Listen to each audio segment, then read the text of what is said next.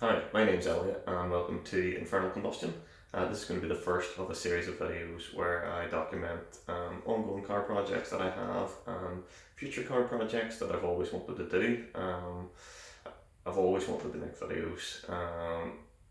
Confidence means that I've never done it, but I've realised that I'm not getting any younger, so I'm going to start making these videos.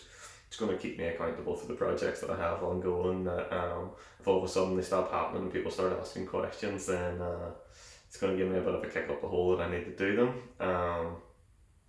Yeah, the first of which being the elephant in the room here, which is my R53 Supercharger from a Mini Cooper S. This one's very broken.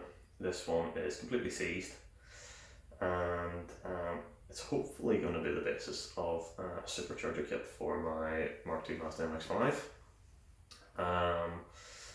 Something I've always wanted to do, something I've always had a notion of was car supercharge in general, but in particular supercharging my own MX5. I know lots of people turbo these, and it's really quite a cheap way to get into forced induction on them now at the moment. You know, there's lots of cheap kits out there, lots of support, lots of ways that make it really easy to turbo your MX5, but not so much on the supercharger front. This is very much going to be DIY. You know, I'm not going to be out there purchasing kits and just bolting it all together. I want to do this myself. I want to get into this very cheap, which is why I want to do it myself. It has huge potential to go the other way and just being really expensive because of mistakes that I made, but I'm hoping that I'm sensible enough and have enough knowledge behind me that that won't happen. But these plans often go a wee bit wayward once you start into them. I'm going to take a wee bit more of an in-depth video on what's going on with this supercharger in a moment, but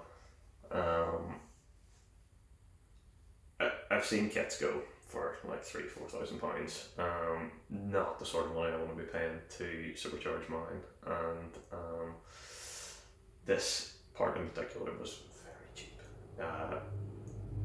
So cheap that I just couldn't look past it. Even if it turns out to be a complete paperweight, I'm not going to be overly bothered about it. But I do think it's salvageable for reasons that I'll go on to explain. So this is my supercharger from an R53 Mini Cooper S, which I purchased for my Mk2 MX5. I've just been stripping it down here this morning, which I did take some videos of, but it's very windy outside today, so probably not the best audio quality.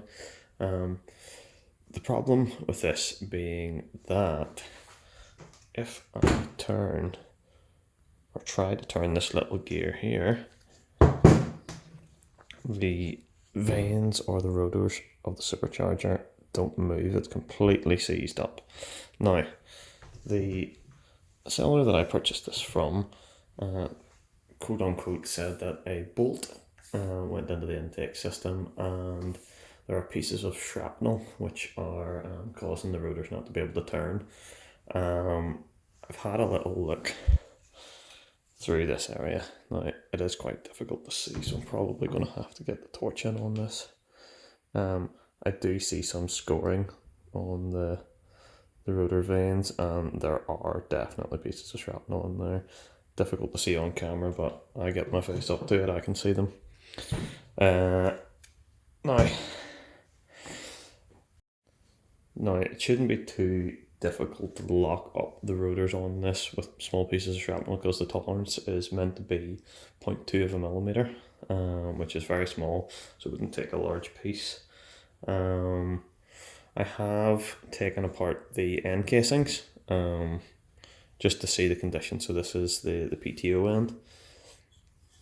The seller did say that this was serviced 2,000 miles ago, and when I disassembled it, the oil that came out was amazingly fresh, so I would tend to believe that.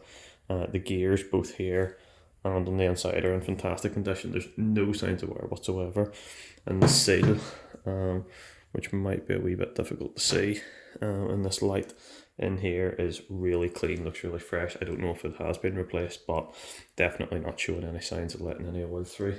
On the opposite side, on the drive end, things in here much the same.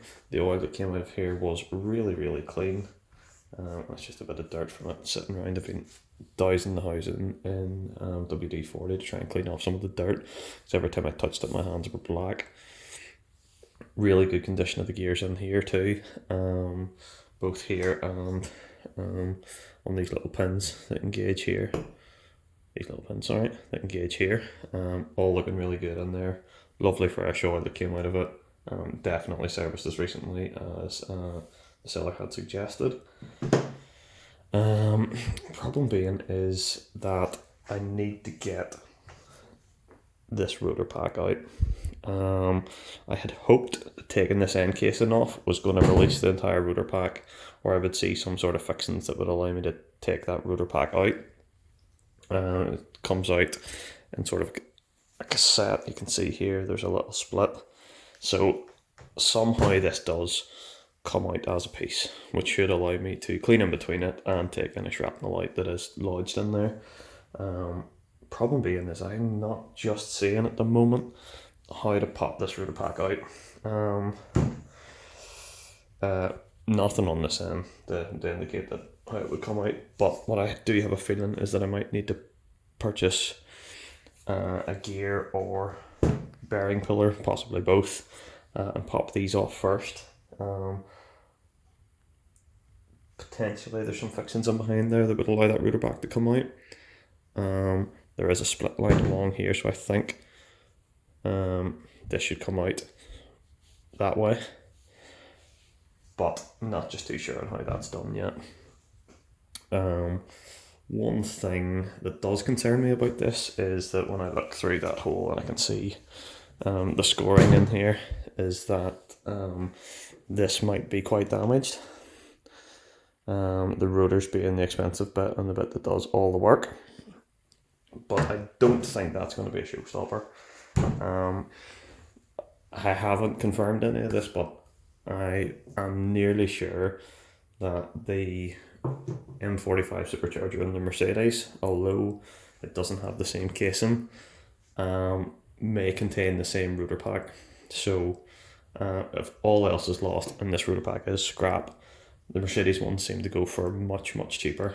And I should be able to pick one of those up and maybe swap the rotor pack out. Potentially.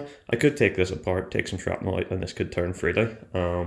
That is what the seller suggested he thinks will happen. Now, I don't really care enough to go back to him. It's a C Supercharger, that's why I bought it. It was extremely cheap. So, yeah, that would work for me if I could get it even just turning by taking the shrapnel out. It would allow me to test, see if it even makes any compression. Should be fairly easy to hear. Just by running it off the horns, or not the horns, the pulley end. If I assemble it back together, I think they call this the snout or the nose, not the horn. So that's the plan. I'm into this, like I say, very cheap. I'm talking like £30 cheap. I saw it pop up and I had to jump straight on it because I knew it wasn't going to sit for long. That's probably the cheapest I'm going to get into one of these, because I've seen them go up like as high as 300 quid, slightly past it for good ones. So I'm hoping this is going to be salvageable. It's going to be a really cheap way to supercharge the MX5, and yeah, that's the first update on it until I can figure out how to take this rotor pack out and see a little more. So I should maybe go a little more in depth about why I chose this supercharger in particular. This supercharger being the M45 Supercharger from an R53 Cooper S. A friend of mine had a John Cooper Works GP1, which every time he took it up and down the road, you'd hear him coming for, I want to say miles, but in reality it's not going to do that far, but you heard him coming, you heard him leaving. It was the best sounding car. That supercharger whine was phenomenal, so I'm just hoping to achieve, a similar sort of sound from the MX5. That car used to blow me away every time I would hear it. to even get just a taste of that sound with the MX5 would be absolutely phenomenal. So yeah, hopefully I can pull this off. Hopefully you come along for the ride, and yeah, all being well at the end of this, I have a lovely supercharged MX5. Sounds crazy, goes like stink, and it's all a bit of fun in the process. So yes, hopefully you do come along for the ride. If you want to see a part 2 or continuation, you know, I'd love if you subscribed and liked the video to get it out there to more people. So yeah, hopefully see you all soon.